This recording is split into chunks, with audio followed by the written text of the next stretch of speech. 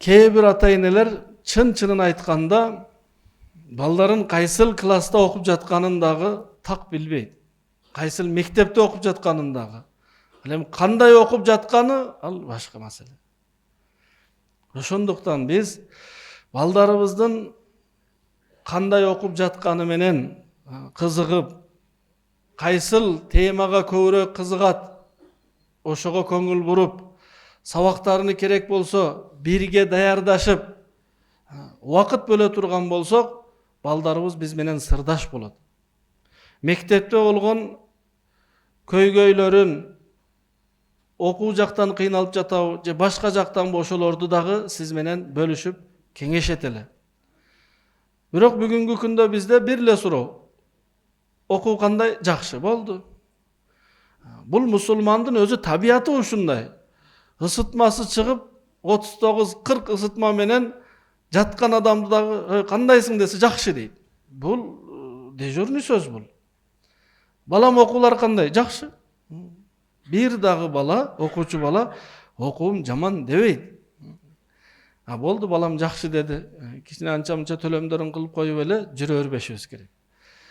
Окууларга маани берип, кызыгып, атасы, апасы ал менен алектенет деп апасына жүктөп коет. Апасы болсо, сиз балдарга көңүл бурбайсыз деп ортодо зыян балдарга болот.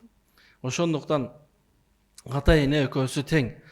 Балдар кезек мененби балдарыбыздын күндөлүгүн текшерип, бирок бул жерде эгер эки ала турган болсо, жакшы окубай турган болсо, урушуп, саза берип, андай максатта эмес. Ошону кандай кылсак окуусу жүрүшөт. Жаш бала кээ бир учурларда окууга кызыкпаган учурлары болот. Мектепке баргысы да келбейт. Бирок ал түшүнбөйт да бул ага зыян экенин. Ошол маселелерди ата-эне билет. Азыр окууга барбаса зыян болор экенин, азыр бул түшүнбөйт экенин. Ошондуктан Аллах Таала ата-энеге перзенттерди берген. Бул дарактан чыгарып койгон эмес, асмандан жаадырып койгон эмес балдарды. Ата-эненин колуна берген. Тарбиялайт ушулар деп. Маселелерин чечип берет ушулар деп.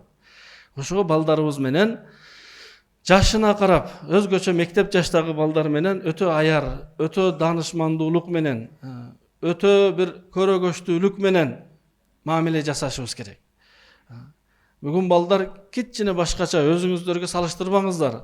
Сиздер, отурган ата-энелер, жаш кезиңиздерде башкача элеңиздер. Бирок азыркы балдар кичине сабыры азыраак, кичине ачуусу көбүрөөк. Тарынып калса эмне кыларын билбей да каласыз. Үйгө келбей калуубуз дагы мүмкүн. Ошондуктан балдарыбызга каттуу эмес, бекем мамиле жасашыбыз керек. Каттуулук сындырып коет. Бекемдүүлүк бул ошол баланын ийгиликтүүлүгүнө себеп болот.